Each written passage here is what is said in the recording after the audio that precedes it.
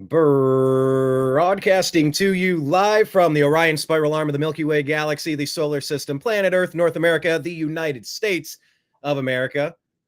As you know it now, before we purchase Greenland and Panama and Canada, become 53, 57 states. I don't know what it is, but something bigger. You know what? Oh my God, you know what's going to happen, Mike. The Big Ten is the United States is going to turn into the Big Ten. Yeah, they're just going to absorb everything into one mega conference. You know, I did hear in the NASARA protocol. I heard in the NASARA protocols in 2015 that the U.S., Canada, England, New Zealand, and Australia were going to become a Commonwealth headed and owned by the United States. And I guess we can throw Greenland into that too, and maybe Iceland at some point. Yes, I've heard these things. What protocols were those? What was that event? The NASARA protocols, National Economic Security and Reformation Act, or Global Economic Security and Reformation Act. So, yeah. That's kind of similar to what was that Five Eyes, the one that Obama and Hillary were using to spy on Trump? That's New Zealand, England, the United States. Yeah. There were like a lot of those overlap as the same countries. Just got me thinking. All right, let me actually find our show here and get it out to my followers on Telegram, and then we can begin. Yeah, that sounds good. Let me tell everybody about everything. This is Strictly Football. My name's Brian Engelman. That's Mike Bara. I always do sports shows for the Unhappy Hour. I also do Strictly Buckeyes, Strictly Browns, Strictly Cavaliers, Strictly Guardians. But they're all under the umbrella of the Unhappy Hour sports show. So we started Strictly Football. It's not really a hometown favorite team of mine based show. It's the sport that I love. It's an umbrella for the sport that I love called football. It teaches so many incredible lessons. Kids are leaving the sport in droves these days. I talked to my high school coach who took over a program that used to go to state championships. And I guess they're having a hard time recruiting. That's because moms are making decisions instead of that. Oh, you might get hurt. Yeah, you might get hurt riding your bike. Then we gave you helmets. Now they want to play flag football. Screw that. Make your kids play tackle football. It'll make a man out of your boy. And I'll tell you, my mom would not let me play. And for year after year, I was like, I want to play. And she just refused. And in 8th grade, I came home. I said, hey, look, I saved up my allowance money and I saved up my birthday money. Yeah. I went to the mall and I bought myself a pair of cleats. I'm playing football this year in 8th grade.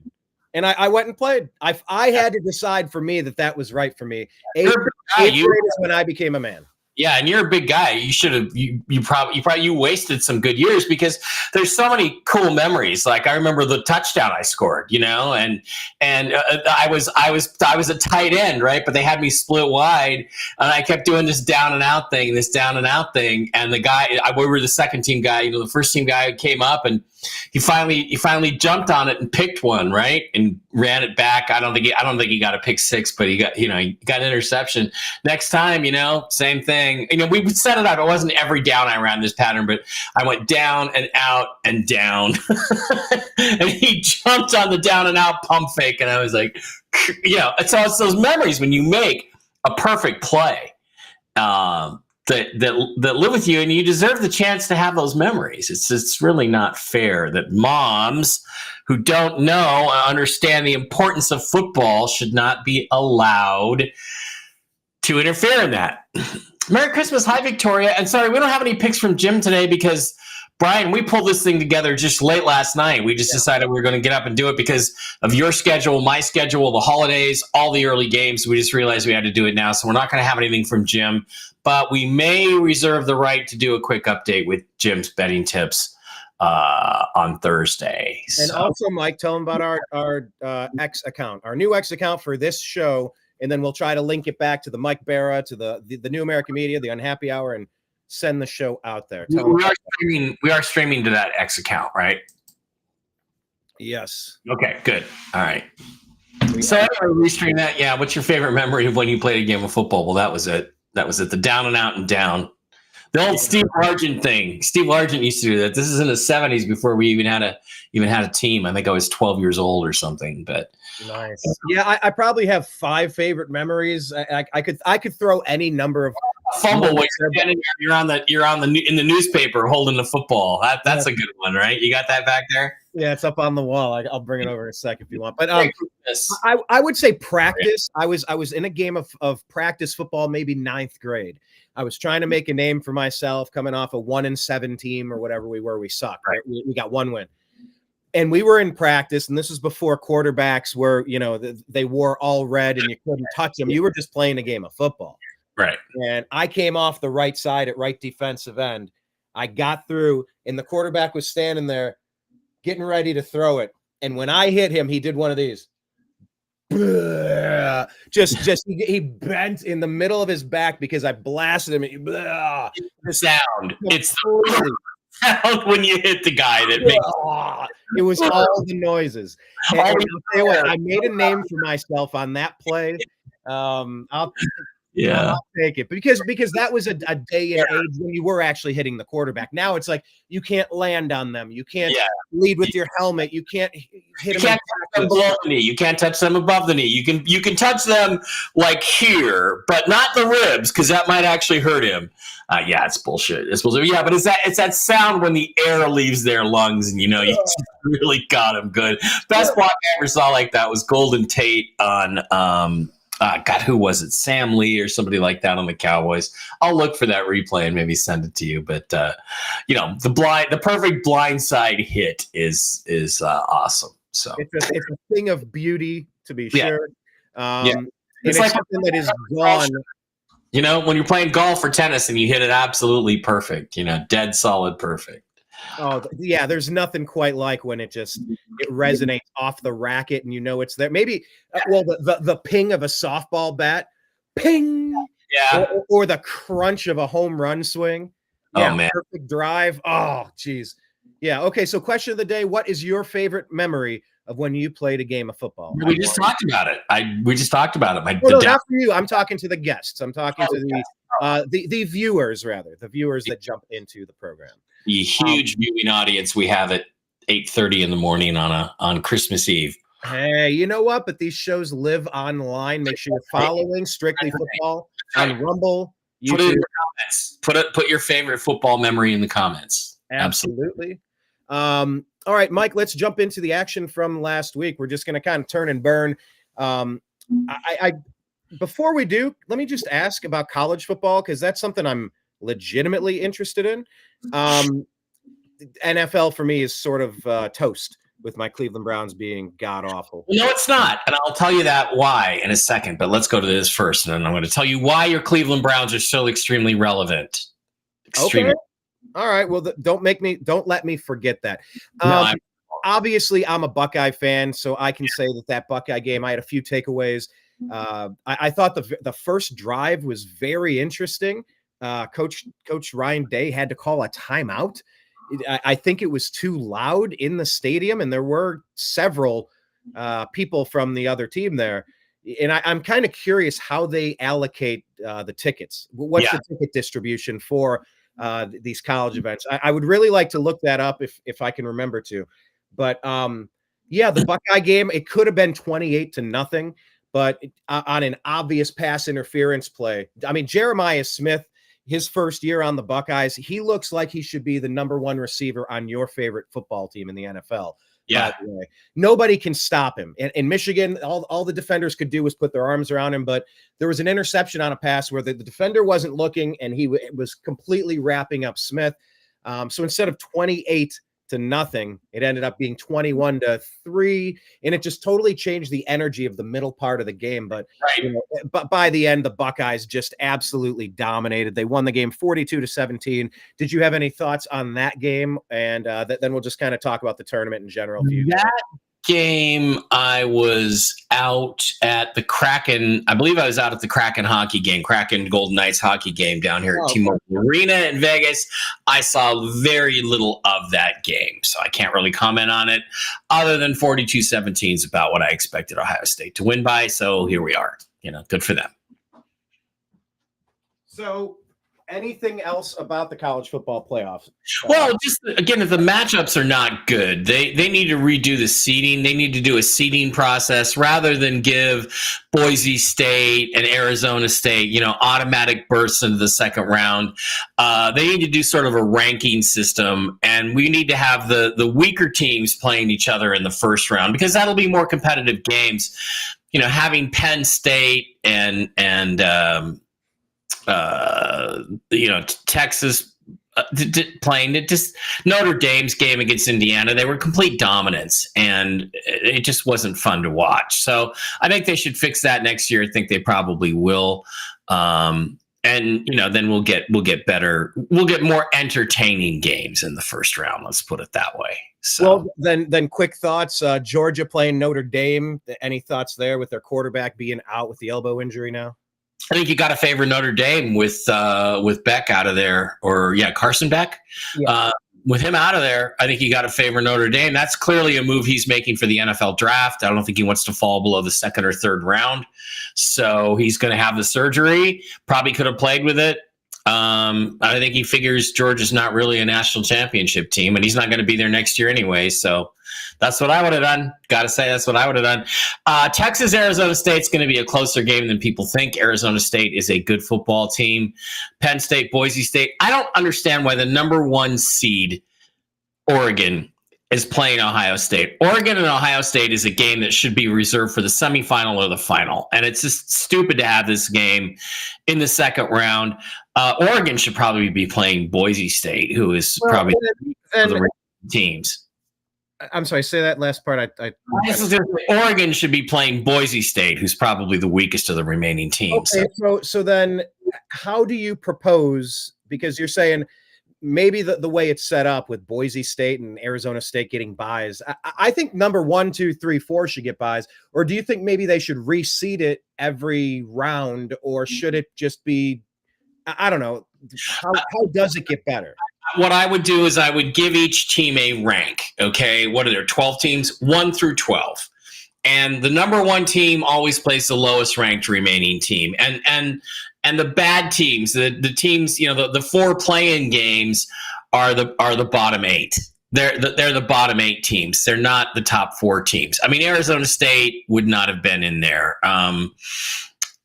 Boise State would not have been there. They would have been playing. Indiana versus Boise State would have probably been a much more entertaining game than Notre Dame versus Boise State. That's what I'm saying. So, or Notre Dame versus Indiana. So let's reseed it with a little common sense, with the idea towards the television spectacle. That's the change I would make at this point. So, gotcha. What's the 4th game there at the bottom? What's the 4th game at the bottom? It's well, that was Georgia, Notre Dame. Yeah. But the interesting thing here as well, I mean, Oregon, they missed out on having a home game. Having home games are fun. Obviously, you want to advance. You'll take a bye any way you can get it, but Oregon doesn't get a home game. They're going to the Rose Bowl. I've been to the Rose Bowl. I've been to the Rose Bowl in Pasadena. What was it, 10, 12 years ago? At this game, Ohio State versus Oregon, the final Jim Tressel game, it was Terrell Pryor playing in that game. The Ohio State got the win. I mean, that place is going to be completely packed with Buckeyes fans again, and Oregon doesn't get a home field advantage. The Rose Bowl is big. It's really big. It's and the backdrop is incredible. There. The backdrop, people there. Yeah, it's big. One of the coolest things ever. I missed out on my free French fries at McDonald's front because the freaking Golden Knights scored 2 goals in the first period, and I was supposed to get free French fries yesterday, and I just messed up. Well, hey, you know what? Make French fries great again. I heard they're going to move to beef tallow with RFK making that push. Back when French fries used to be good for you. Make McDonald's French fries great again. All right. I mean, could you imagine in America where McDonald's is good for you? Could you imagine actually changing course and putting America back on track? There's a guy that I know is a school teacher. He went on a 2,000 calorie a day all McDonald's diet and lost 25 pounds, and every single bit of blood work went better. What? So, yeah. They put him on a 2,000 calorie a day diet. His students picked out his menu. He ate only from McDonald's 3 or 4 times a day and had everything on the menu at least once, and lost 25 or 30 pounds, and all of his blood work got better. So this crap that McDonald's is poison is nonsense. It's eating too many calories. By the way, I got suckered in by my doctor yesterday, Dr. Deepa. She's an Indian woman I don't know, Brian, it's not good to have a doctor you're attracted to because she's really attractive. She talked me. She can talk me into almost anything. She talked me into going down to. My New Year's resolution is I'm going to get down to one of these a day, and not even these 8-ounces. I'm getting down to the 6-ounce cans. Okay, I got one. How about this? Okay, this is 12 ounces. So I'm going down to the 8-ounce can. One a day. That's my promise. She thinks it will drastically improve my health. So. Well, any reduction in that stuff, the high fructose corn syrup and the seed oils, I think that's going to be good for anybody. She was really mean to me and picked on me and made me agree to it. She did. X Crash Out X Sosa is saying supersize me. Yeah, that was Morgan Spurlock. That was a whole documentary about. Yeah, that's just almost everything in that film turned out to not be true. So. Hey, Mike, Crash Out is saying, riz her up. Riz her up, yeah. Well, she's married with a child, but that doesn't mean she's not still attractive. Well, tell people about the show you do on Wednesdays if people want some advice. Okay, well, yes, I do Wisdom on Wednesdays. There's also, of course, Tell the Truth Wednesday with Mike and Jen, which is all about the financial situation, the political situation, the upheaval that the whole world is going through, which hopefully this is like the birth. Like we got our head just out and we're just about ready to push the rest of the way. Like Ace Ventura emerging from a rhino or something? Yeah. Hopefully that's the case soon. But then we have Whiskey and Wisdom on Wednesday nights, which I do with the original Mark Z, my friend from Puerto Rico, North Carolina, and his son Zester. And it's a very entertaining show, which includes Mike Bara's bad dating advice. So if you want dating advice, talk to Mike Bara. And I'm going to let you guys know Mike Bara may have some significant and good dating advice coming up soon, maybe in January. Watch for that. We'll see. All right. Eyes peeled on that. Once again, question of the day. What is your favorite memory of when you played a football game? Type it in the chat. We want to put it into the show and read it together. All right, Mike, let's tear through the games last week, and I'm looking forward to your updates. So you make sure. Oh, you were going to tell me about the Browns, but let's just talk about the Browns and tell me why we're significant. Browns lose 24-6. And it really screwed up my fantasy football league because I put Jerry Jeudy in based on how he's been performing, but the Browns took Jameis Winston out because he throws for 500 yards a game and put in Dorian Thompson-Robinson, a guy that Andrew Berry, general manager, drafted in the 4th or 5th round or something out of UCLA, has had him under their tutelage for a couple of years. Kevin Stefanski, the quarterback whisperer, they bring out Dorian Thompson-Robinson, and he crapped the bed. He looked awful. And this is the regime that our owner, Jimmy Haslam, has to decide. Are Barry and Stefanski coming back to lead this franchise or not? And Myles Garrett is saying, guys, if I don't have a plan to compete deep into the playoffs, I'm out. So, like, everything's falling apart in Berea. That's where the training camp is and where they're headquartered. So, Mike, take it away, man. I've lost my shits to give about my Cleveland Browns, man. Like, I've been through this rebuild before, and I'm so sick of it. If he's really that bad, please start him the next 2 games because the Cleveland Browns have a major influence over whether or not the Seattle Seahawks can make the playoffs. The NFL has a series of tiebreakers. They have division record. They have head-to-head. They have strength of schedule. And then way down below that, they have strength of victory.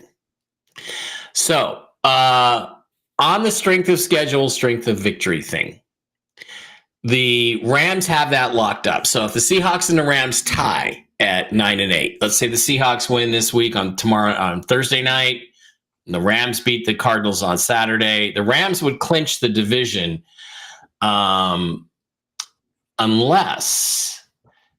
the Cleveland Browns finish with 3.5 wins or less. Right now, they're on 3. So the Cleveland Browns need to lose their last 2 games, in which case the Rams do not necessarily take the strength of schedule and then the very last game between the Rams and the Seahawks, which would probably be on Sunday night in LA, which I would be going to because I already have the tickets, would decide the NFC West and a playoff spot. So we need help from your Cleveland Browns to continue to lose their last two games. If the Browns win, the Rams are in and the Seahawks are out no matter what happens. I think. No. If the Rams lost to the Cardinals, which is highly unlikely, if the Rams lost to the Cardinals, then the Seahawks would have a chance, but it's like that thin. So anyway. Well, let me look at this component as well. You're looking at it from how can you win your NFC West division and tiebreakers and such. In Cleveland, we're going, well, how close are we to the number one pick? Unfortunately, we're among several teams with 3 wins, and based on the matchups and the tiebreakers, it looks like it has us drafting, was that 2, 4, 6 overall, 6 overall. And you look at the teams ahead and say, who's looking for a quarterback? So let me just ask you real quick, Mike, are the Jaguars looking for a quarterback? It's debatable. It's debatable. We know the Giants are. We know the Raiders are. The Titans and the Jags could theoretically be looking for a quarterback and be willing to trade them. But it depends. It depends on how the quarterbacks get evaluated. Yeah. Are the Jaguars going to take Jason Milroe at 5? Gosh, I don't think so. Not the way he's evaluated right now. So then it becomes, I don't know. Honestly, don't know. And you got the Patriots as well. Is Drake May the answer? I mean, the only team in front of you that's not looking for a quarterback is going to be New England because they do like Drake May, and they should. He's a good player. So, right. All right. Well, that's why it's relevant in that regard. What happens to the Browns? But yeah, this is a completely lost season, and it's very frustrating for me to try to go through this. But luckily now, this time of year, I get to talk football. Just in general, unfortunately, Mike, both of my teams, my fantasy dynasty teams, got eliminated. I had a couple of lousy performances. My defense really killed me, and I went up against defenses that put up 24 points and 21 points. If you have a couple subpar performances or some injuries, Jalen Hurts got injured for me. I put 4 points on the board instead of 30. You're getting butt hurt in the head-to-head competition between you and me on the show too. So you got a lot of butt hurt going on there, buddy. Yeah, I know. Well, look, I was above 500 this week with our tracker. Just here's a little preview. I was 9-7. So I'm 121 and 119 on the year. So I'm above water. Your head is above water by about that much. There you go. You're good. I missed it by that much. Exactly. I'm real close. But let's talk about the games that are in the books. Chargers beat the Broncos. Look, that I didn't have that as a particularly relevant game on my schedule circled when the season started, but here we are. Their records are what they say they are. So what did we learn in this game? Well, I think Broncos would have been in the playoffs if they'd won. They dominated the early part of the game. I'm like, wow, I picked the Chargers. I think I should have picked the Broncos because Chargers looked tired. Broncos looked very aggressive. But then the Broncos train just ran out of gas, man. It ran out of steam, and it slowed down in the third and fourth quarters. I don't know if that's a function of schedules and injuries or whatever, but their offense ground to a halt. And the Chargers came back and won the game because Jim Harbaugh's teams are tough. They're tough. They don't give up. And Justin Herbert made some plays, and that touchdown throw, moving to his left, throwing back against his body with accuracy about 35 yards downfield. That's one of the better throws you're going to see this year, and nobody gives him credit for that. And yeah, Herbert turns the ball over, makes mistakes, but that throw impressed me. There's not that many guys in this league that can make that throw with that level of perfection and accuracy. And Russell Wilson is one of them, as Patrick Mahomes is one of them. Although I've never really seen Mahomes honestly make a great throw running to his left like that. That's one of the things I think is a bit of a weakness in his game. But some impressive quarterback play. Bo Nix didn't have a great day statistically, but I thought led his team very well, ran his offense efficiently. And again, for people like Seahawk blogger Rob Staten who want to criticize me, I told you Bo Nix was a first-round pick, and you can hem and haw all you want, buddy. And I was right and you were wrong. So stick that one in your British pipe. Put in your British pipe. The day before, yeah. So yeah, good game, good entertaining game, right? Entertaining game. It was one of the more entertaining games of the year. I think you and I were texting, and it was like, oh, looks like you were right, picking the Broncos.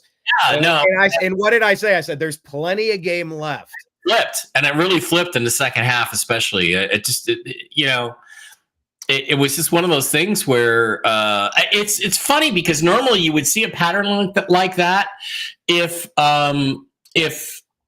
they were playing at Mile High, where the visiting team can't get oxygen in the second half because they're and blows it in the fourth quarter. I've seen tons of games like that at Mile High, but it was exactly the opposite script down at sea level, and the Chargers came back and got the win, which they needed. So. Yes, Larry Fletcher, Merry Christmas to you as well. Thanks for tuning in. We have a question of the day. What is your favorite memory of when you played a game of football? Type it in the comments. What's your favorite memory when you were holding a football or playing on a football field? By that we preferably mean, with pads and a helmet and an organized, and that's what we're talking about. But you know what? If someone doesn't have that experience, I want to hear about the back, because I played so many backyard football games. That's what got me into pads. You're a guy and you didn't play organized football with the pads on. You're a pussy and you don't get to talk about football. And I'm talking to you, Seahawks Brandon Nelson, because I know you never played. Anyway, sorry.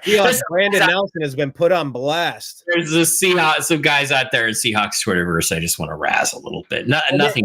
Make sure you tag him and say at 26:31 in the show. We give you a shout out.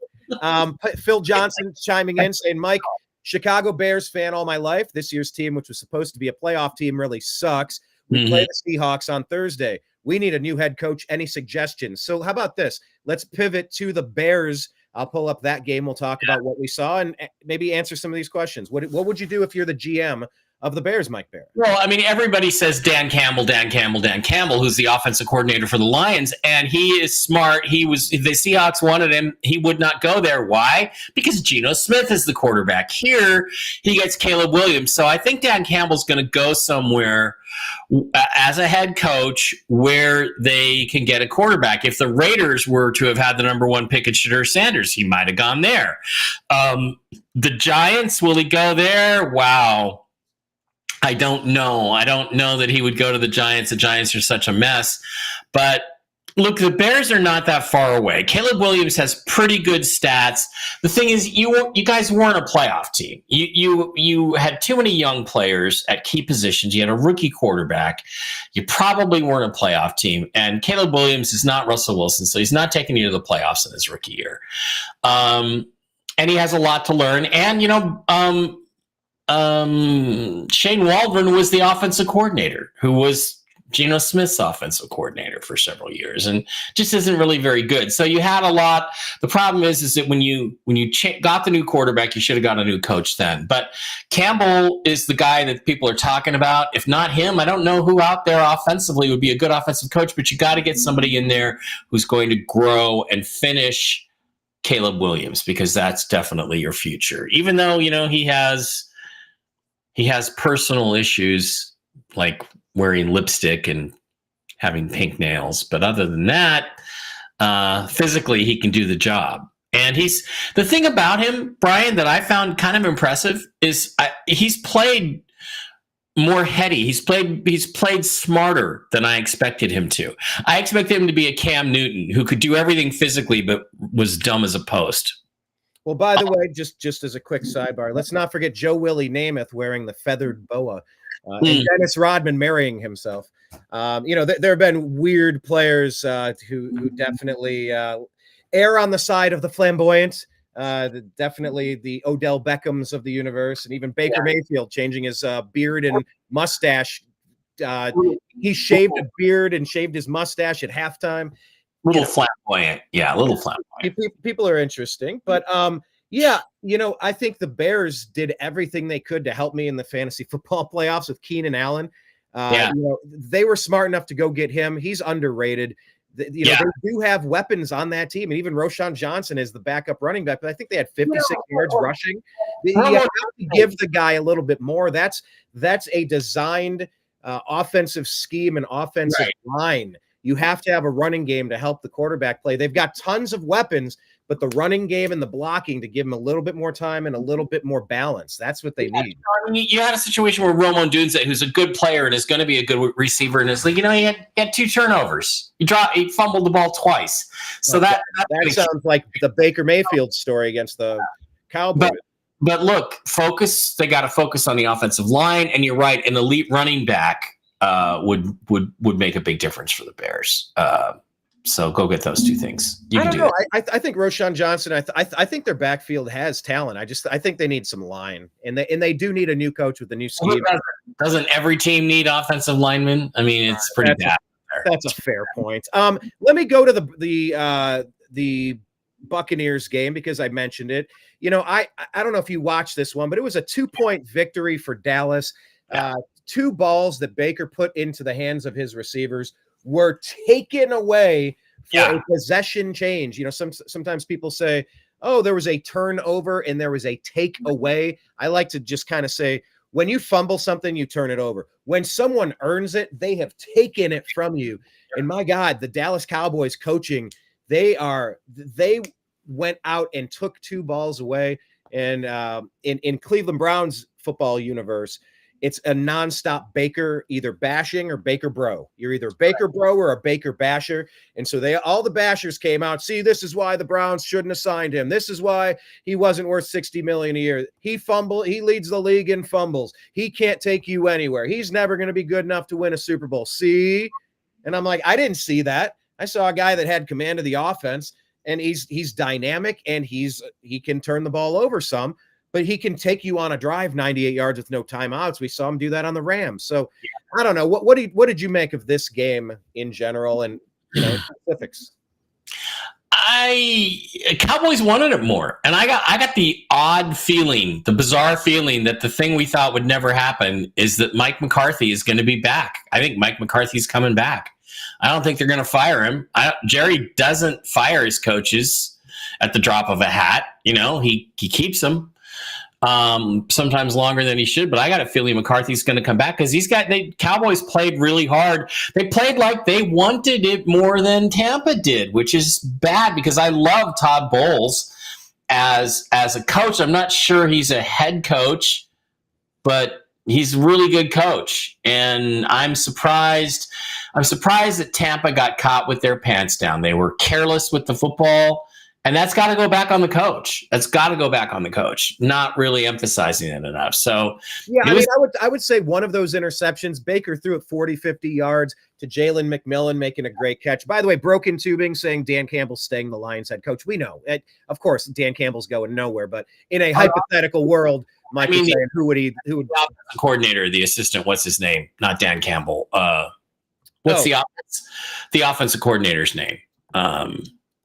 He's got a basic name like that, like Dan Campbell. Well, I'll look it up. That's Ben Johnson. There we go. Ben Johnson. Sorry, I meant Ben Johnson. I said Dan Campbell. Please. Yeah.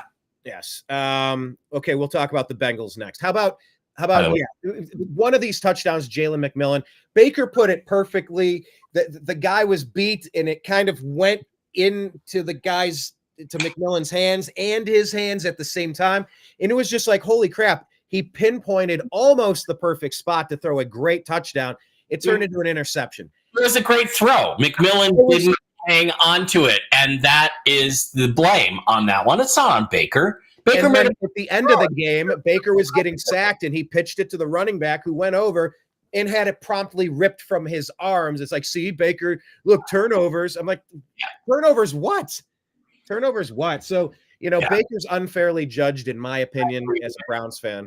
I agree. Although you have to look at all the turnovers and say there's part of it is Baker's fault. We've seen him make some really bad Geno Smith-esque throws this year in the red zone. He's got to stop that. The thing about Baker is he still can improve. He's got the veteran skills. And good God, if you ask me, would I rather have Baker or Geno? I'm taking Baker all day long. Yeah, and I'll tell you what, I would say the same Dorian Thompson-Robinson, Jameis Winston, Deshaun Watson. I mean, Deshaun Watson is now a punchline. That's how bad it is. So yeah, I'll take Baker back in a heartbeat. Twitter is now making Photoshop AI Photoshops of Deshaun Watson in a Seahawks uniform. You know that, right? Let's have your people talk to my people. Let's set this up. Yeah. No. Look, I don't know what's wrong with Deshaun Watson, but like his brain is broken, his confidence is broken, his swagger's broken. Remember when Tiger Woods couldn't lose a game, couldn't lose a match? He was winning everything, but when he started having personal problems, man, the mojo was gone. And then there were health issues and back injuries and just completely derailed. So like he lost his mojo. Going to succeed in Cleveland. We know that. Yeah.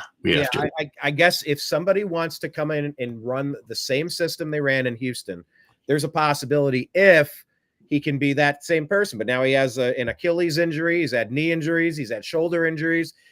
You know, father time catches everybody. Let's talk about this game here. This one wasn't father time. This was just, unfortunately, the football gods were not smiling down on Tank Dell. Tank Dell was having a fantastic day. I, of course, did not have him in my starting lineup when he put up 20-some points, and he would have been very helpful for me. But as of late, I haven't been able to trust him. He was a fantastic fantasy football performer last year until his injury. Now he suffered a gruesome injury in this game, and the Chiefs improved to 14-1 somehow. Texans slipped to 9-6. Mike, what did we learn? Chiefs are more like a 10-4 team than they are a 14-1 team, but the refs give them a lot of help, as they did again last week on a few calls.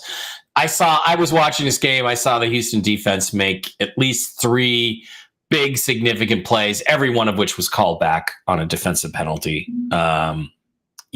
We know what's going on there. It was not an entertaining game. It was a good game. It was a competitive game. Houston's not as good as Kansas City, especially if Kansas City's going to get help, which they did from those Zebras. But the big story again is Tank Dell. And so look, let's face it, Houston's not going anywhere this year. They're going to get bounced out in the first or second round of the playoffs. They're not good enough. CJ Stroud, I love him. I wish he was my quarterback with my Seahawks, but he's just not quite good enough. This year, he's having an off year, and the injuries are part of it. And Tank Dell, a terrific player when healthy, 2 years in a row, fairly catastrophic injuries. So, I think their priority in the offseason's got to be getting another threat with the ball in his hands. So, let me ask this, though. Like, being a team that was able to be that dynamic, obviously injuries will change the scope of your roster, but it shouldn't change the overall strategy and identity of your team if you have similar players that you plug and play. Now, maybe that's not the case, but winning a championship is just about getting hot at the right time. Are you just saying because of the injuries, there's no way this team can get hot? Right. They're limping into the playoffs barely. Getting hot and injuries are the key thing in the last part of the game. And the injuries are killing them, so they're not going to go. It's not going to be them this year. Well, and that's if they can hold off. They're only 2 games up on the Colts. We're at the end of the season, but it's just something to keep an eye on as teams back away from the season and kind of move forward toward the playoffs with something to play for. All right, let's switch to this one. These are 2 teams that have something to play for. Now they're tied in the AFC North at 10-5. The Ravens double up the Steelers 34-17. I did pick this one. It went against all of the betting information that all the statistical data were maybe suggesting potentially Pittsburgh would have been the play here. But the eye test told me that they're a superior team in Baltimore, and they doubled them up this time, Mike. Well, without George Pickens, they're a superior team. And when you don't have your best weapon, you're not going to score enough points. They only got 17 points. Having said that, Russ had 2 unnecessary turnovers. We got to blame Russ for that. The fumble, he's trying to make those extra yards. Russ, you're 5'9", man. Just go down to the ground. Keep your team in field goal range. So that was 3 points they could have had. and then they're driving, and he just made a really bad, too quick judgment to try to get rid of the ball, and made a bad throw for a pick six, and so that hurt them. I still have all the faith in the world in Russell Wilson, but that hurt him. But they didn't have a chance coming in because they didn't have Pickens. He's gone now 3 weeks, and they've lost at least 2 of those games. They get him back this week. I'm going to presume and assume that they're going to do better this week, because anytime you take a team's best player off the field, their chances of winning against a good team like the Ravens are low. So let's see. I would be really interested to see these two teams play in a playoff game in Pittsburgh with George Pickens healthy. I don't think there would be that much difference between the two of them. I think they're both good football teams with a lot of good players. And, Lamar versus Russ, I'll sign up for that entertainment any day of the week. Right. I would say in my fantasy football underperformers of the week, this crucial playoff week, Najee Harris really didn't deliver much of anything for me. I needed something out of that running back position, and he failed to deliver. Yeah. And it was one of the several things that doomed me. Talking about Lamar Jackson, how close are you to deciding the NFL MVP? We've seen some ups and downs from players. We've seen some great seasons. You got Saquon in the mix, probably Lamar Jackson and Derrick Henry. You probably have Josh Allen. I don't know who else, but are you is your MVP settled, or are you still kind of willing to bounce somebody up to the top? It's weird because you look at Lamar's numbers and they're astronomically good, but I just don't feel like he's had that great a season. I mean, I think he's feasted on a lot of weak teams. I don't feel like I'm that impressed with him. I'm much more impressed with Josh Allen and him having to carry the Bills a lot more, and Saquon. Those are my top 2 guys, and Lamar's right there. Derrick Henry, I don't think he's MVP category, but it's like I also, it's weird. It's just time Derrick for Henry's earned some votes. I don't know if it's number 1. Lamar, in my opinion, won the MVP once or twice. He's won it twice. At least one of those times, he should not have won it. And so now it's like, now that he's having an MVP worthy season, I don't want to give it to him. I want to give it to Josh Allen or Saquon, because I think they've had more of an impact on the outcome of this season and the story of this season than Lamar has. So, if you ask me, okay, Mike, you can have anybody, any quarterback in the NFL for your Seahawks quarterback for next season. Who do you want? Josh Allen. Not even hesitating. Josh Allen over Lamar. So if I had to vote, that's how I'd vote. What about you? If I had to vote for MVP, or if I had to have a quarterback? For MVP, yeah. Yeah. We'll get to the Eagles, because Jalen Hurts was the other one that hurts my team. My God, give me 4 points. And, obviously he's injured. That's a serious thing, not a fantasy football thing, but, and then they're down to their backup quarterback. So I'm thinking about the Eagles. We'll talk about them. And Saquon, Saquon's been fantastic, but, part of it is, can you ride the wave of a fantastic team? Can you ride a wave of the best team in the AFC, the best team or the second best team in the NFC, or the biggest improvement from team to team? Mm-hmm. I think Derrick Henry should get some votes. I think Saquon should get some votes. The Bills, Josh Allen, he's probably the favorite. Lamar's got to be there. I think that they definitely get MVP voter fatigue. I saw that with LeBron James. I mean, they'd give it to every player but him when he was clearly the best player 4, 5, 6, 7 seasons. They give it, spreading it around like lifetime achievement awards. So I would probably say maybe Josh Allen. And if I had to start a franchise with a new quarterback, because the Cleveland Browns do need to start a franchise with a new quarterback. I mean, you can't argue Josh Allen. And I just don't like the running style of Lamar Jackson. I think Lamar's going to get hurt more. I think he's going to continue to get more injuries as years go. Allen runs plenty. He runs probably. Does he run the same amount? Less? Close to it? Lamar is miles behind. I mean, they both like to run, but it is the game of football. So I don't know. It's just that Josh Allen's so much bigger and more physical. And you expect that they can absorb the hits a little. Lamar's kind of slight. And I think, look, Lamar's had a couple small injuries. He's going to get a significant lower leg injury. And then the Lamar running back show is going to be over. And fortunately, he's really developed as a passer. So that, I won't hurt him as much as he used to. I've seen him make some really nice passes, whereas I didn't used to think of him as much of a passer. Well, there was a NFL quarterback competition about 3 or 4 years ago, 2020, 2021, that they put on an NFL network, and they had all these moving targets you had to hit, and Lamar couldn't hit the broadside of a barn. And Russ goes out there and bam, bam, bam, bam, bam. And I'm like, I think that might be part of the Pro Bowl. They have an NFL skills challenge, and Baker Mayfield won that last year.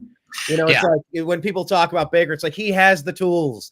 Yes, he's got to avoid plays that will allow a fumble, plays that will result in an interception. But like he also makes incredible plays, and he has great arm talent. You watch those balls; they look like slingshots. Like they are just zipped out there like arrows. Yeah.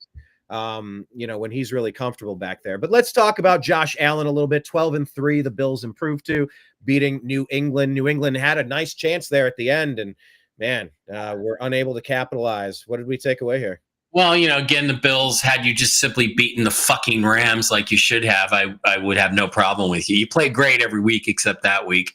They didn't play very good. They had a weak game. The Patriots were highly motivated to be competitive. They were.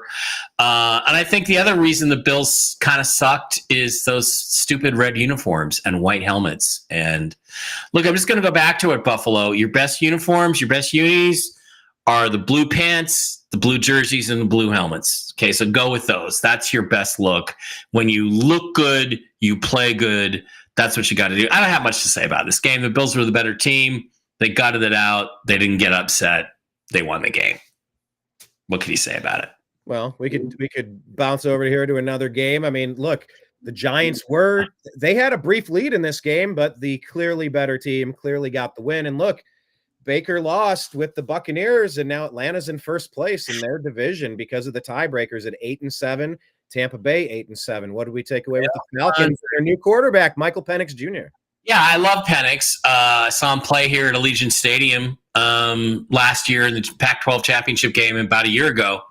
And the ball comes off his hands like you wouldn't believe. I mean, guy has a rocket launcher attached to his shoulder, and phenomenal throws, phenomenal technique. I didn't get much of a chance to watch this game. He didn't have much in the way of yardage, but obviously you play a contained offense and you didn't need it. You won 34-7. The Giants are absolutely awful terrible. And he didn't have a touchdown pass, but I think those will come for Penix. And, the Falcons are now back in the driver's seat. They control their own destiny. 2 games left. You can't ask for anything more than that.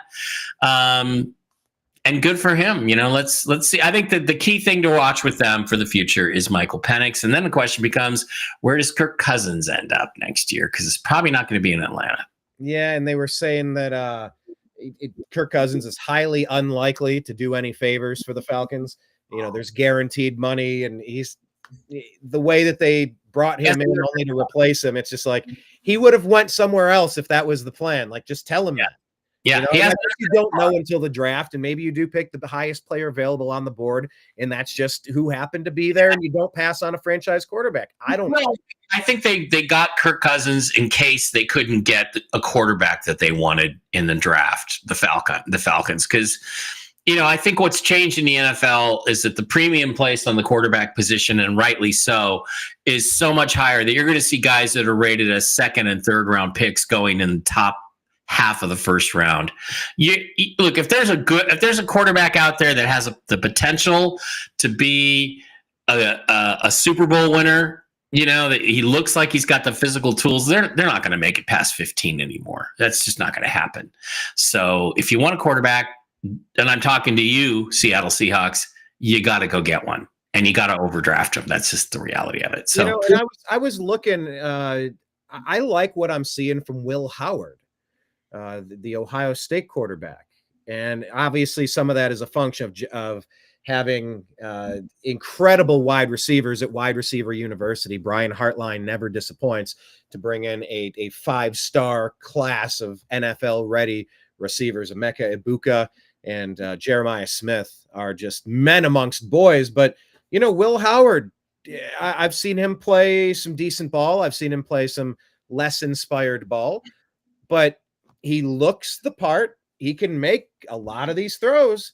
And I think they had him graded at like the 16th overall quarterback in this year's draft, going, all right, well, if you can lead us to a national championship, you could definitely improve your draft stock for damn sure. I don't know. Maybe you don't overdraft those 2 or 3 at the top, the Shadur Sanders and whatnot, unless you really believe in them. And maybe the Giants do. We'll see how it shakes out. But, I'm just kind of curious to, like, if you can get a 2nd or 3rd round guy that has the tools, but maybe they haven't really developed everything yet, where the value is in overdrafting versus trying to develop someone. Where's the last guy that went in the 2nd or 3rd round that's turned into a superstar Pro Bowl quarterback? Yeah. All right. Tom Brady. He went at the top of the 2nd round, but he's not there in his development yet. He needs to really make some progress next year. So where are those guys? And so you got to go get them. You got to go get them high. And out of the last 25 Super Bowl winners, 21 of the Super Bowl winners were like elite quarterbacks drafted at least in the 1st round. And it doesn't happen. Tom Brady was elite. He was the 6th round pick. Russell Wilson's elite. He was the 3rd round pick. That's just not happening anymore. Brock Purdy is a rare exception, and the 49ers fans, they want to crucify Brock Purdy. Fine, you don't want him. I'll take him in Seattle. Like a lot. Niners have a lot of problems. It's not a Purdy problem. Yeah, exactly. Well, let's talk about another team looking at quarterback. We thought maybe Tennessee was set at their quarterback position, but now they have Mason Rudolph in there throwing 3 interceptions. The Colts recently drafted Anthony Richardson. Obviously, he had his injury and missed most of all of last year. And 7-8 now. The Indianapolis Colts, they're clinging to some hope in the playoffs, and Tennessee's with 3 wins. Considering, do they go out and draft another quarterback, Mike? They could. They absolutely could. In which case, if you want to send Will Levis to the Seahawks for further development, I'd be happy to take him on. Because the thing to remember, what I always tell people about Levis is the people who criticize him is I remind them that his stats, if you look at them, he's ahead or equal with Peyton Manning and Josh Allen in terms of his development. So again, to give up on a guy after just 2 years doesn't make any sense. And again, I don't know what the fuck the Tennessee Titans are doing, because why are you playing Mason Rudolph if Will Levis is healthy? You play him, you let him take his lumps, you see what happens. You're not going anywhere. You're a 3-win team. The best you're going to be is a 5-win team. You're picking in the top 10. Again, why don't you just put Will Levis out there? And because Will Levis has a chance to be better than Mason Rudolph. He's not going to get better sitting on the bench. So play him. And this is the thing where if I'm the owner of the Titans, first thing I'm doing is taking those stupid flames off the logo. We're just going to go with the roundel now. And we're probably going to get rid of that gay blue color. We're going to get a better blue color. I like the dark. But play him. Just play the guy. Let him play. And if you can't coach him up and get the most out of the physical tools, the Josh Allen-like physical tools that he has, why is he on your team? Play him or just stop. So, again, not much to say about this game. Both teams aren't very good. Colts are a little better. Colts won. I would say that Jonathan Taylor's 3 touchdowns, 218 yards. Wow. Really great way to show up in fantasy football when it counts, everybody. Yeah. His career has just been wasted in Indianapolis. I'd like to see. That's the Myles Garrett story. He's saying, if you guys can't get me competing deep into the playoffs, you know, he's never come out and really said it like that before, but he's basically saying, I'm ready for you to trade me. I'm not going through another rebuild. So figure it out, guys. Well, the Rams would probably love to have him for 2 first-round picks. So, you know.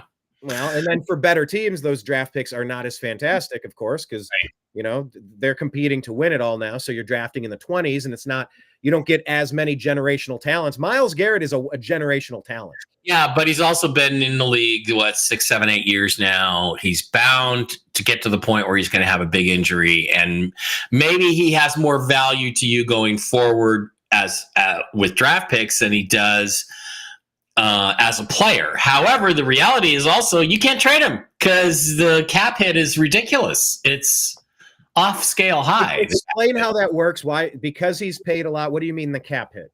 Okay, so players get contracts, and let me just go to over the cap here real quick, and I'll show you guys.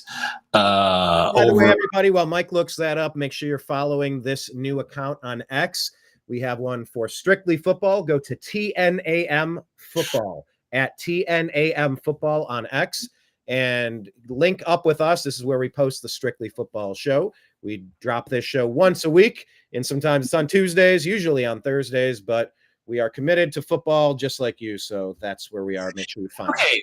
So how this works is, the NFL salary cap is a very specific set of, let me maybe increase the size of this a little. No, this is perfect.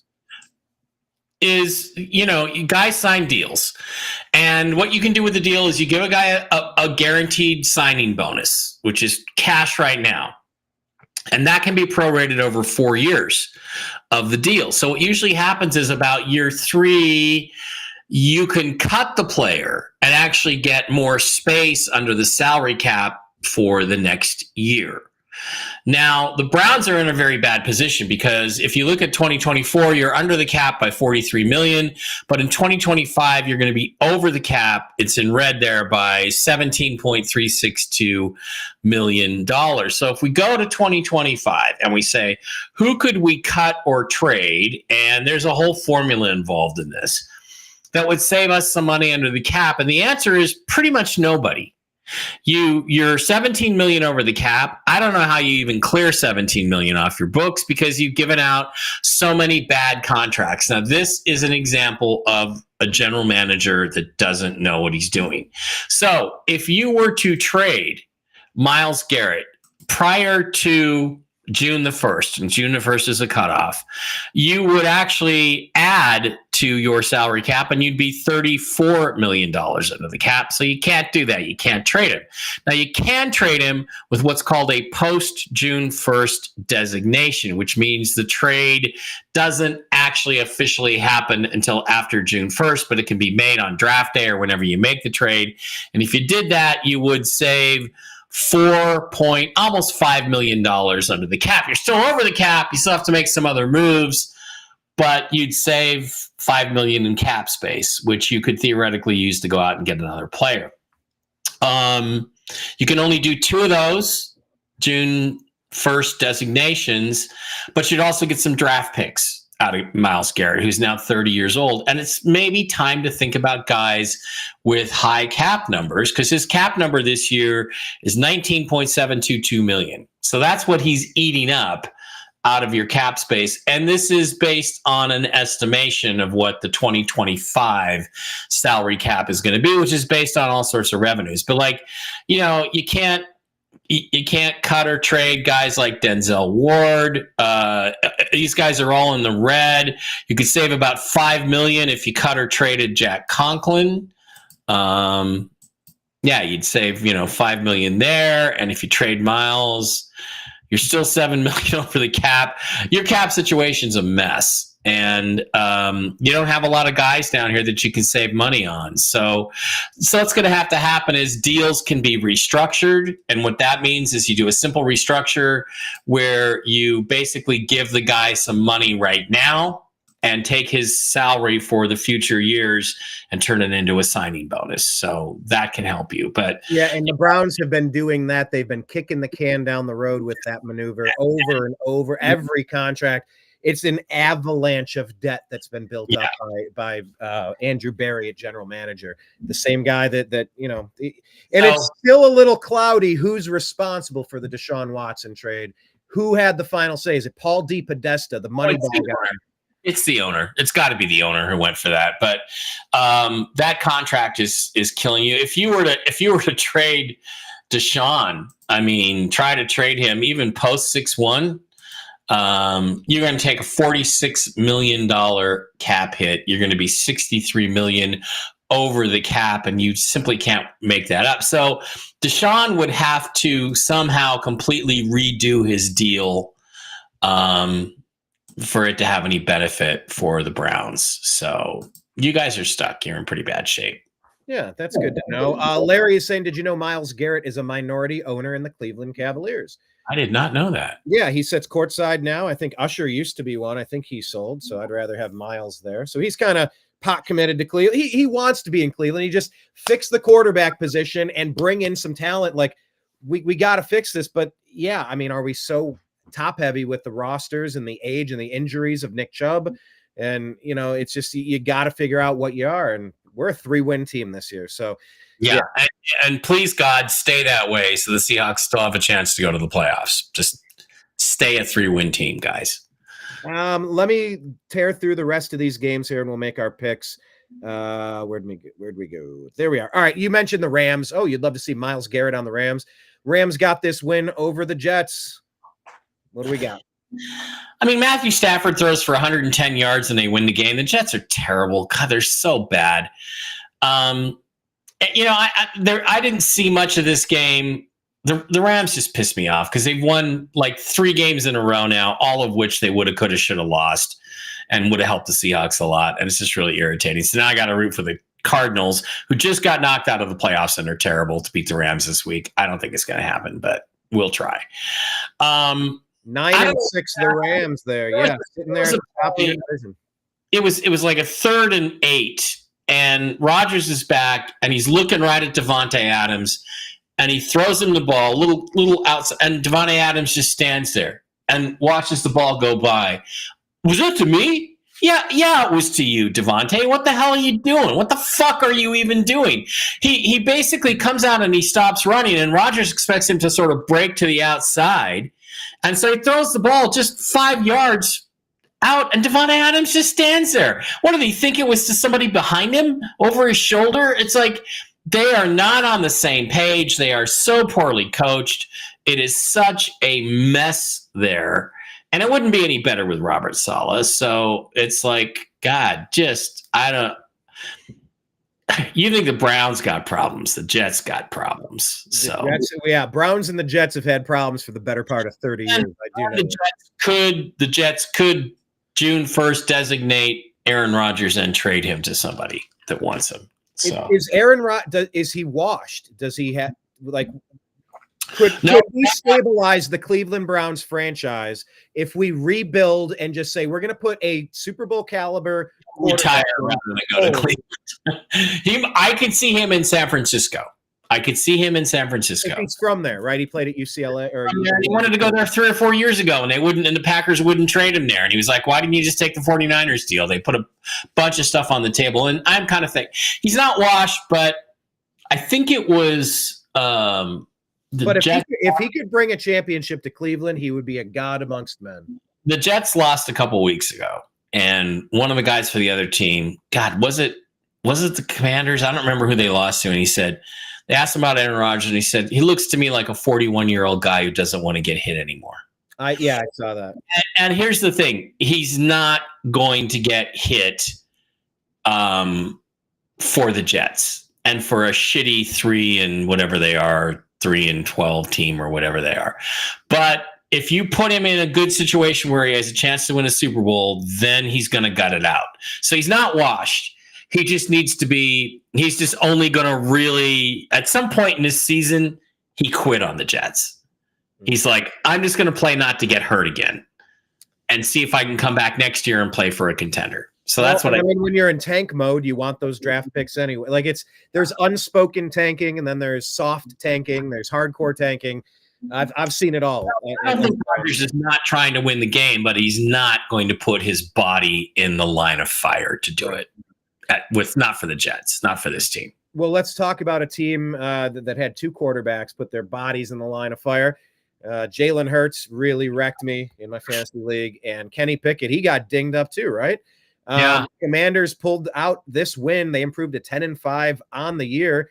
Washington is 2 games back of Philadelphia, who drops to 12-3. So what are the Eagles doing at quarterback now, and how good are the Commanders? Well, I mean, I think if I remember, Hurts's injury is just a concussion, right? So he could be back theoretically this week, right? It's not anything more than that. And that really hampered the Eagles' efforts in the games. Kenny Pickett's not a great player. Jaden Daniels is the superior. And what do they have? 5 touchdown passes, Jaden? Something like that. It was insane. 5 touchdowns, 258 in the air, 2 interceptions as well. But yeah, 5 touchdown passes. The better quarterback usually wins. The better quarterback won. The Commanders are a solid, for real team that's going to create problems for people in the playoffs. So good for them. Absolutely. I'm okay watching them succeed. I've also become a pseudo Eagle fan just because I keep drafting the players. There's talk that they're going to go back to the RFK Stadium site and maybe build a new stadium there. And some people are saying they're going to call it Redskins Stadium. So yeah, that was part of the transportation, or part of the omnibus, the end of year spending bill, right? Yep. Muriel Bowser was trying to get that included. Like, they took it out, they put it back in. They're still finagling it. Did they ever settle on they settled on a budget, right? Yeah, I believe so. I believe it's actually now able to go forward. So yeah, so we'll see how that shakes out. But yeah, I would love to bring back the Cleveland Indians, the Washington Redskins, just restore some sanity. We love our sports teams. We love our traditions. We love the history. And by the way, Louis Sockalexis was the first Indian Native American player to break that barrier in Major League Baseball. The Cleveland Indians. Chief Wahoo, the coolest logo in all of sports, by the way. So absolutely. I would like to see that come back. You cannot look at our Chief Wahoo and not smile. He just makes people happy. Doggone it. This made me happy. The Panthers got a win, so they left the 3-win misery group that the Cleveland Browns are in. That helps our draft position.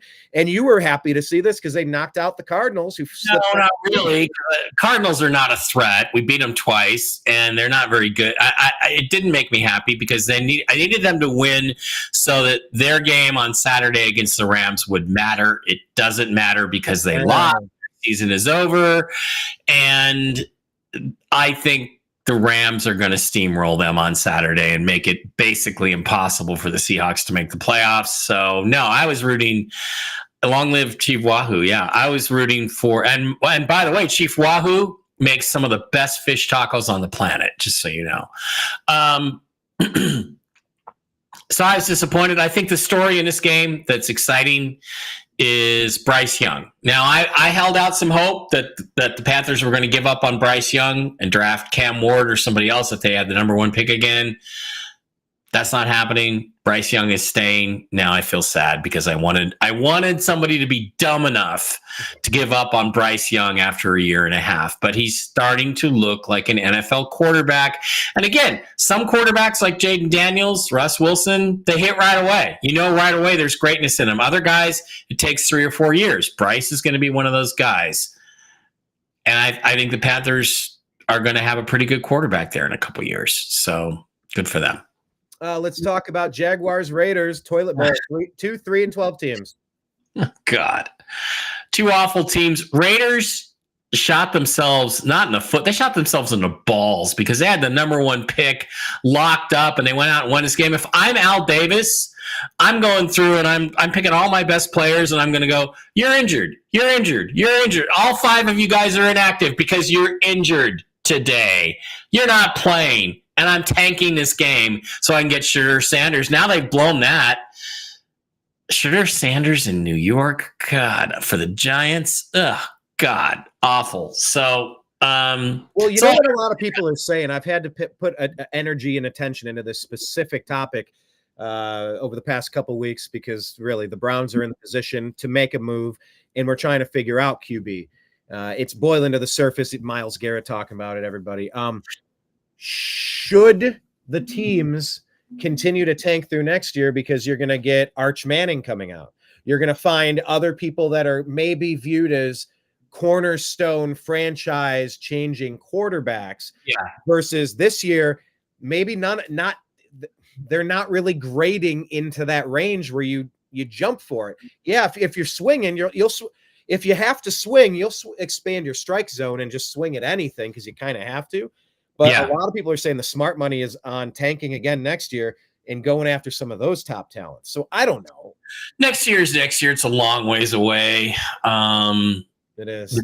The chances of getting the number 1 pick are pretty slim. You have to be really bad, and then you have to like tank a little bit.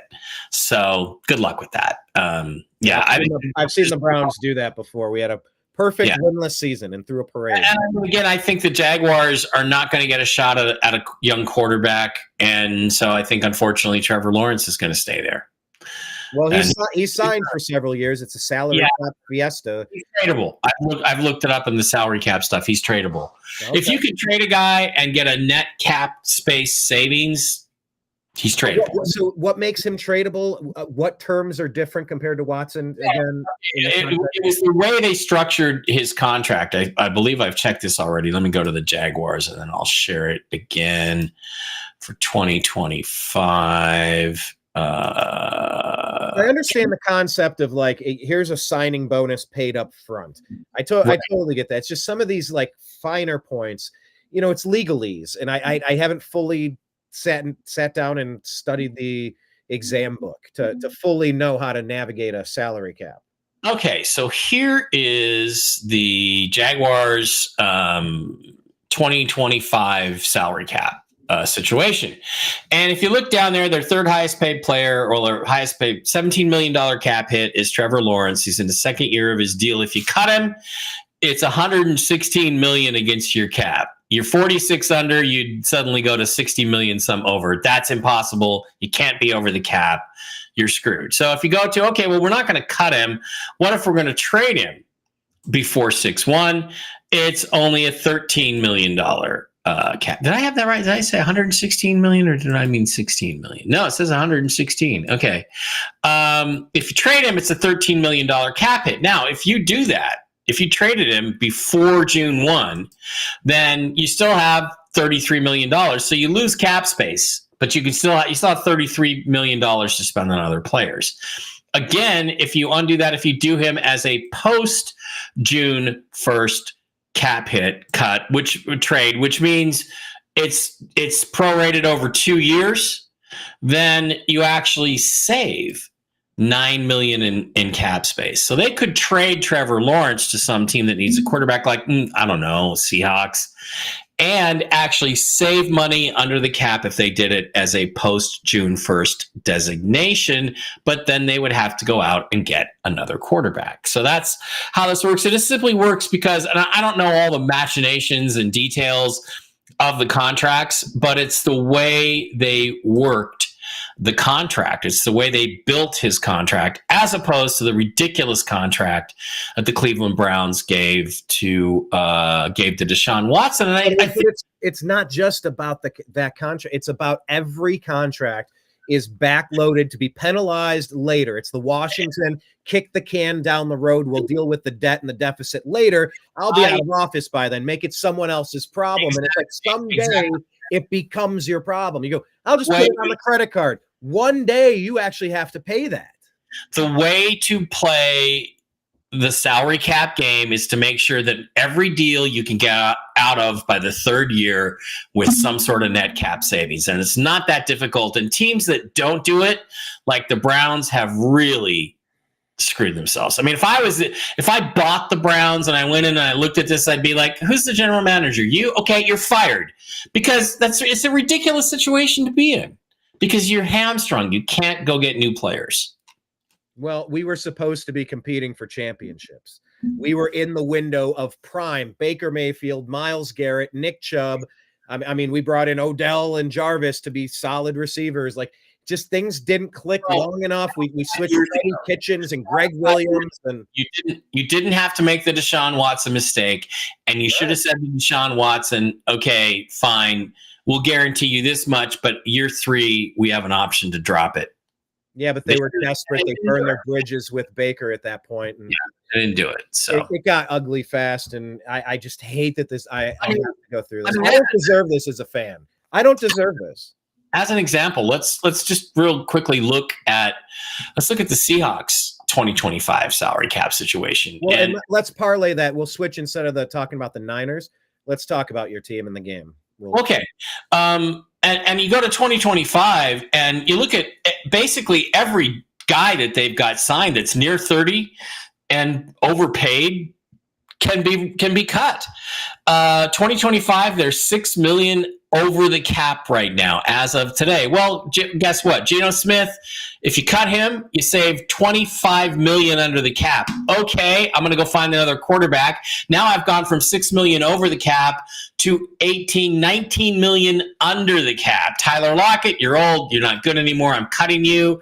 Draymond Jones, you're okay, but your cap hit is your cap number is $25.65 million for Draymond Jones. Do you even know who Draymond Jones is? Brian, do you know who Draymond Jones is? No, Draymond Green, but no. You're the most Seahawks fans, so he's cut. Leonard Williams, terrific season. Terrific season. You should try to trade him. Hang on. You can then Uchenna Nwosu, again, overpaid, $21 million cap hit, cap savings of $8.4 million. You're gone. Noah Fant, worthless tight end. I can save $9 million by cutting him. I cut him. Julian Love, I like. Charles Cross, I like. Rayshon Jenkins, not a bad player. But for $5.4 million, I can find another safety to start. I'm cutting you. The other Fant, George Fant. Okay, you've played 17 snaps this year, 30 snaps this year. Injured again, $3.8 million savings. You are gone. I've still got quite a few core players, and I can then still, if I want to, I could trade DK. I could trade DK Metcalf and save another $10 million, and then I can probably trade Leonard Williams, even for a 4th or 5th round pick.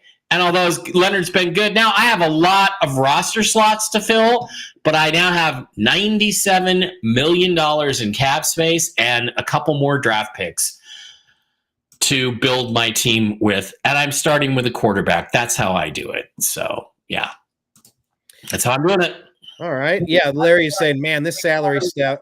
Because none of those guys, none of those guys are worth what their cap numbers are or what I'm going to actually have to pay them. They're good players, a lot of them, but they're not good enough to be paying that kind of money. So, Marco jumping in, just saying, let's go Bears. Lose the rest of the years. Let's lose the rest of the games, and let's get a top 5 pick.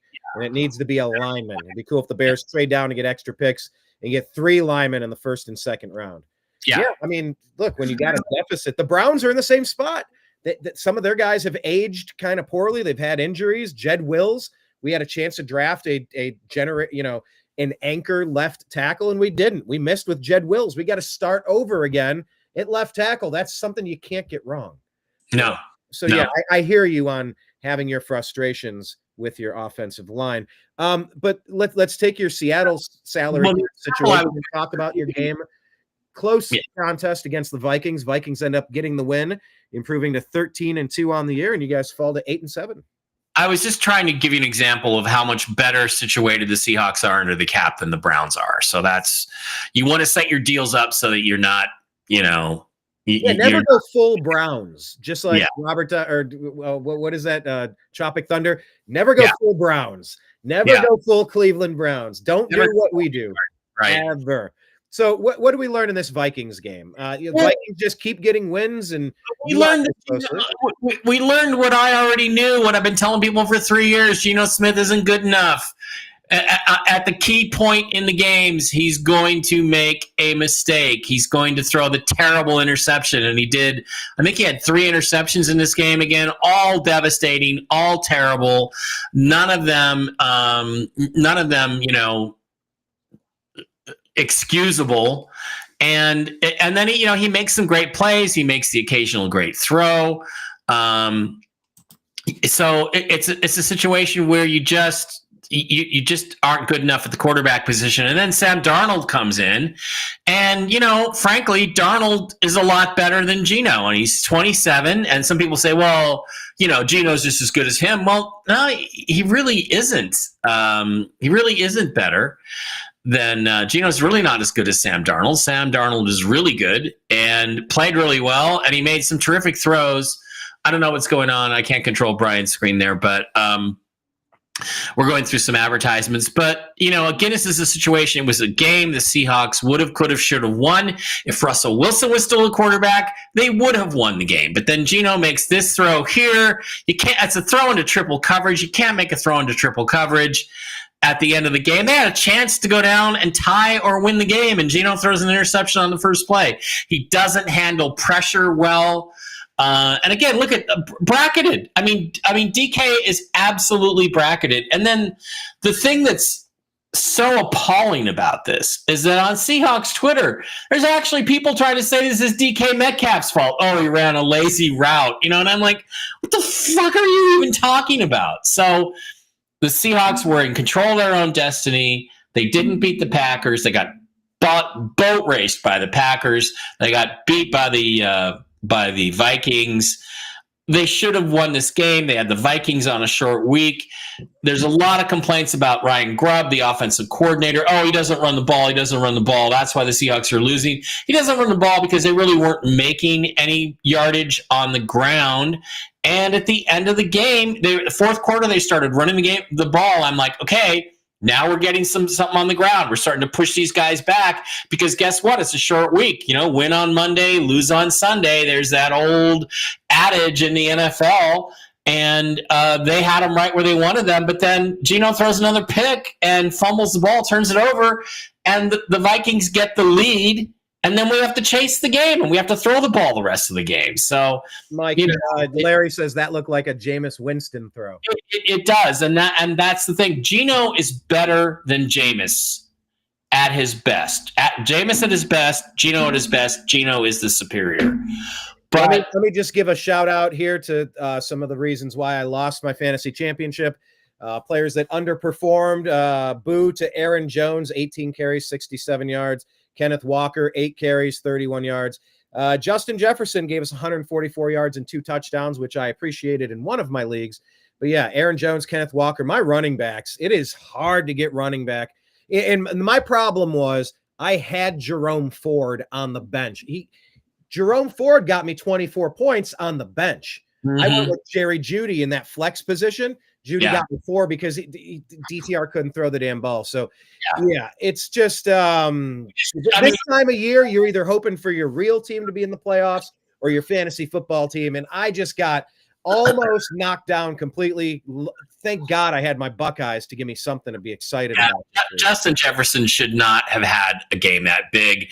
There were a couple times he made, big yardage gains on plays where nobody was covering him. Like, how do you not cover Justin Jefferson? Like, with nobody. And so they had breakdowns. There's a guy, Tariq Woolen. People are saying he was out of the nightclub on Saturday night instead of resting and getting ready for the game. He got torched a couple times.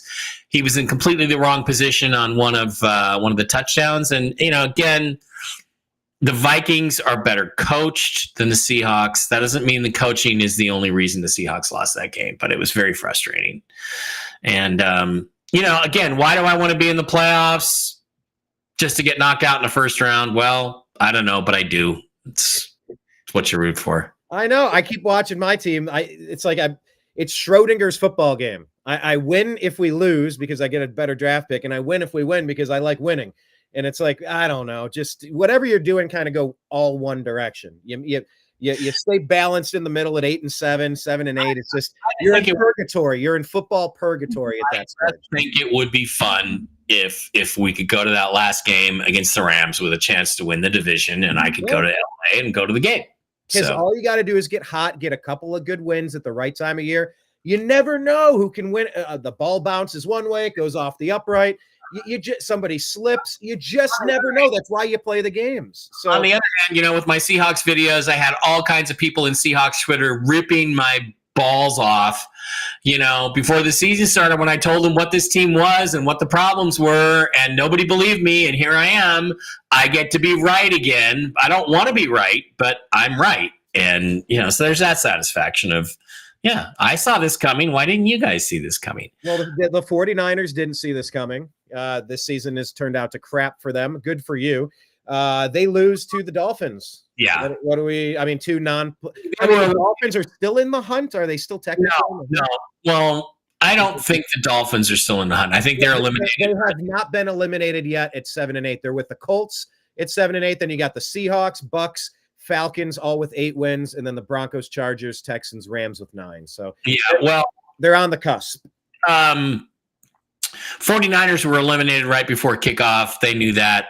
Air came out of the sails, and that was just a flat game where and people want to rip apart Brock Purdy. As I've said, if you do not want him, I will take him in Seattle over Geno Smith. So you go right ahead and go trade for Aaron Rodgers, and then Brock, come on up to Seattle, and we'll see what you do with some good receivers around, right? Like you used to have. Yeah. Well, it's you can't win them all, but there's been a lot of great recent 49er teams that haven't won it all. It's kind of becoming a little Buffalo Billy, it kind of seems like. But yeah, you never know when your window's going to open, who gets injured and who can't come back, and you trade all your draft capital for Trey Lance and Christian McCaffrey. And it's like, well, what do you got at the end of that? And at some point you have to restock your cabinets. And you look at a team like the Steelers, they just kind of consistently grind out playoff teams, and sometimes they win a couple of championships per decade or two. And it's like, I don't know, there's ways to do it, and I haven't figured that out as a Browns fan myself. New Orleans Saints recently got a championship, of course, I mean, in the past 20 years, and the Packers are consistently competitive. Saints, man, your boy Spencer Rattler just not looking great. They get shut out 34-0 by the Packers. They're a terrible team with nothing to play for. I'm not judging Rattler on that. I believe in his talent. It's clearly there. He just needs experience. So, Mike, are you keeping your tickets for the Rams game? Not if the Seahawks aren't in contention to win the division. No. If that game's not for the division championship, I'm not going. So I'll be happy to sell them to anybody who wants them. All right. And Marco was saying he thinks the Bears division with the Packers will be the best one next year. I mean, it's hard to argue that. It depends. The Vikings now have a decision to make. Do we keep and pay Sam Darnold, who's played so well for us, or do we trade J.J. McCarthy, who was going to be our quarterback and now isn't? No, pay Sam Darnold. Try not to make it the largest contract in NFL history and be like, bro, you're still Sam Darnold. But can we give you a couple $100 million with a team friendly? Maybe we can cut, set it up in a way that's beneficial, guaranteed. Like you have success, you're comfortable here. We have talented wide receivers here. Let's just keep doing this. But please don't make us break the bank. I think that's where Baker wanted 10 more million a year. And they're like, we can do it for this. We're in for a reasonable, we got other pieces. And he's like, no, I'm this. And that's where that difference made the difference between Darnold stays, Darnold goes, Baker stays, Baker goes. I think it was the difference between Mahomes' money and just here's nice journeyman settled in a nice location. Here's a 4 or 5 year, 3-4 year guarantee contract that makes sense for both of us. I would keep Darnold. Why mess with it? I don't know. He gets the wins. He's playing well. Yep. Merry Christmas Eve, Jennifer. Jen. Merry Christmas. Merry Christmas to everybody. Yeah, I would keep Darnold too. I would keep him. And so we'll see if they're smart enough to do that, then. No. No. Okay, well, that wraps up the games we had from last week. Mike, do you want to pull up your betting board on Sure. Game Picker? Not sponsored by them yet, but we could be. Who knows? Not sponsored by anybody, but yeah, here is let's go back to last week. Brian, I was 12-4 again, another winning week for me. Every week is a winning week. I beat you again. We've had one draw. One week we were both 8-8. I've beaten you every other week. I don't know how I'm doing it. 164-76 on the season. Should have put $20 on every single game that I picked. All right. That was a pretty good week for me. Now we slide over into week 17. Only 2 weeks left in this. Oh, God, come on. Yeah, remember me, dumbass. Yeah, I know. It always logs me out, and I gotta re-sign in. I gotta log back in. So let's go to week 17. Pick straight up. All right, Kansas City at Pittsburgh. Look, Pittsburgh needs this win. They're getting George Pickens back. Kansas City is due for a loss. Unless the refs intervene once again, I think I think the Steelers are gonna come away with a win. And by the way, Pittsburgh fans, get a logo on both sides of your helmet, okay? Ravens, Texans. God, this is a tough one to call because the Texans need to win, but without Tank Dell, that gruesome injury, I don't know if they're going to be enough to beat the Ravens. I favor the Ravens. I think the Ravens win on the road. Seattle at Chicago. I'm going to take my Seahawks. They have to win. They better win. I think they go in on Thursday and win that game. The Saturday game, Los Angeles and New England. I'm taking the Chargers. They're the better team. They need the win to get locked into the playoffs, so I pick them. Broncos at Bengals. Tough game. The Bengals have played pretty well lately. They got Joe Burrow, but Joe Burrow's kind of a woke douchebag, so I'm going to go with Bo Nix and the Denver Broncos on the road. Rams, Cardinals. Rams are going to win. I'm going to pick the Cardinals purely to give them some hopeful energy to find a way to play a good game and win the game. Tampa, Carolina. Carolina's the better team. Tampa's the better team. They got to have the win at home. They're going to get it. Cowboys, Eagles. Eagles are going to beat the Cowboys. Cowboys played better last week.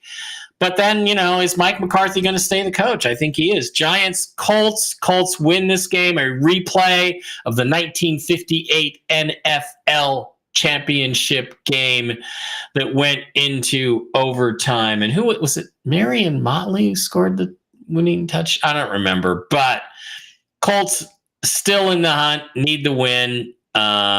Beat the Giants. Anthony Richardson continues to develop. The Giants pretty close to locking up the first overall selection. Vegas, New Orleans, two bad teams. I'm going to take New Orleans. I'm going to hope that Rattler plays better. Jets, Buffalo all the way. Tennessee, Jacksonville, crummy game of the week. It depends.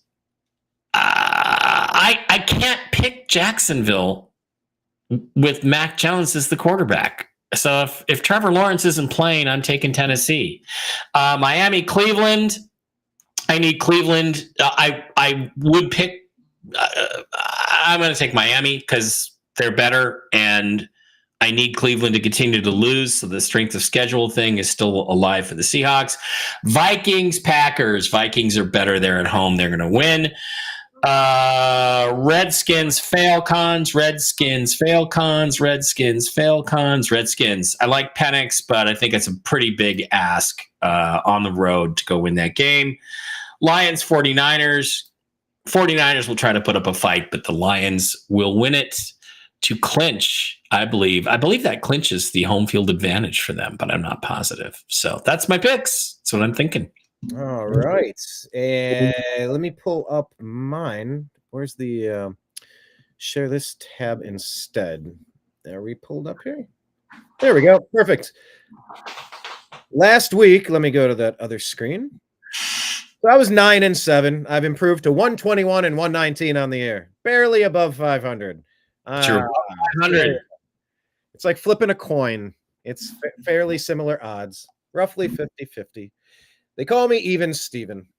So let's go to week 17. I'm going to make the best picks of the year. Mark my words. All right. Kansas City, Pittsburgh. I'm going Kansas City. Kansas City just keeps finding ways to win. I'm not super sold on Schittsburg. Houston, Baltimore. I think Houston is going to find a way. I just think they're going to. I do. I think they're due for it. I was at a Browns game and I watched the Ravens get beat by the Browns this year. They are beatable, but when they're on, they're on. I think they're going to rally. Seattle at Chicago. Go in Seattle. Seattle is the better team. Go in Chargers because New England cannot find a way to win these close games. Young quarterback play will do that to you. Denver at Cincinnati. I'm going to go with Cincinnati. Cincinnati has something to play for. They are on the edge, on the outside looking in. and they think that they are better than this. They got a top-rated passer, a top-rated wide receiver, and they just can't understand why their record is 7-8. It's the one-score games that have been getting them, and I think they're going to get it done, especially watching Denver collapse last week. Arizona, Los Angeles. Los Angeles is the better coach team, and that stuff matters this time of year. Of course, now the Cardinals have less to care about. Carolina, Tampa Bay. That's going to be Tampa Bay winning this one. They're going to need it because I think the Falcons are going to win this week as well. Dallas at Philly. Look, Dallas is playing better, and Philadelphia looked mortal with their quarterback issues. I'm going to go with Dallas in this one. Okay. In New York, I'm going to say New York gets this one. I don't know why. No apparent reason other than wishful thinking, trying to get that number 1 pick from me for the Cleveland Browns. Vegas at New Orleans. Goodness. Gonna go Raiders because, geez, I don't know. I think Raiders are the better team at this stage of the season. I think they're just so injured. The Saints are. If you talk to me the first month of the season, yeah, the Saints were playing great at the beginning of the year, but we ain't there anymore. Bills are going to win this one at home. Although I've seen some things that concern me out of the Bills the past couple weeks. Yeah, but not really enough to lose to the Jets. I don't know. Yeah, I know. The Jets have several problems going on there. It's not just one thing. Tennessee, Jacksonville. God, there's another gem. I'm gonna go with the Jaguars winning this one. Miami, Cleveland. I think Miami's going to get this one.